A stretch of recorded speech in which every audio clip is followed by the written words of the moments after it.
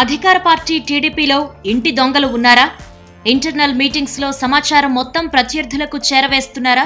కొందరు మంత్రులే ఈ విషయాన్ని స్వయంగా చెబుతున్నారంటే పరిస్థితి ఎలా ఉంది? సీఎం చంద్రబాబుకు చెప్పేదెవరు?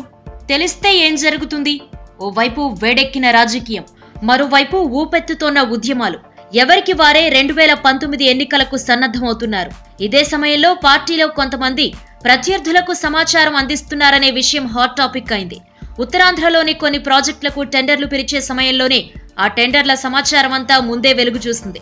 మరికొన్ని శాఖల్లోనూ కీలక సమాచారం గుట్టుచప్పుడు కాకుండా వైసీపీ నేతలకు చేరిపోతోందట.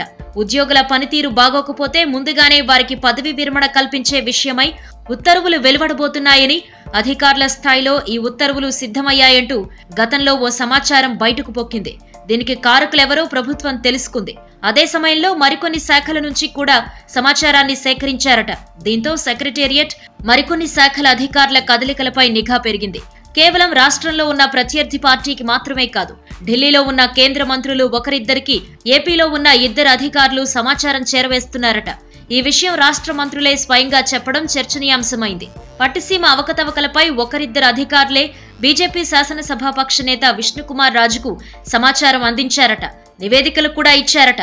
ఎన్నికల సంవత్సరంలో ఉద్యమాలు ఊపందుకుంటోన్న తరుణంలో ప్రభుత్వం అప్రమత్తంగా ఉండాలని, ఇంటి దొంగలపై గట్టి నిఘా పెట్టాలని ఆ మంత్రులు కోరుతున్నారు. అయితే ఈ విషయాన్ని ముఖ్యమంత్రితో చెప్పేందుకు ఎవ్వరూ సాహసించడం లేదు. ఎంత త్వరగా ఇంటి దొంగలను పట్టుకుంటే అంత మంచిది అనే అభిప్రాయాలు వెల్లువెత్తుతున్నాయి.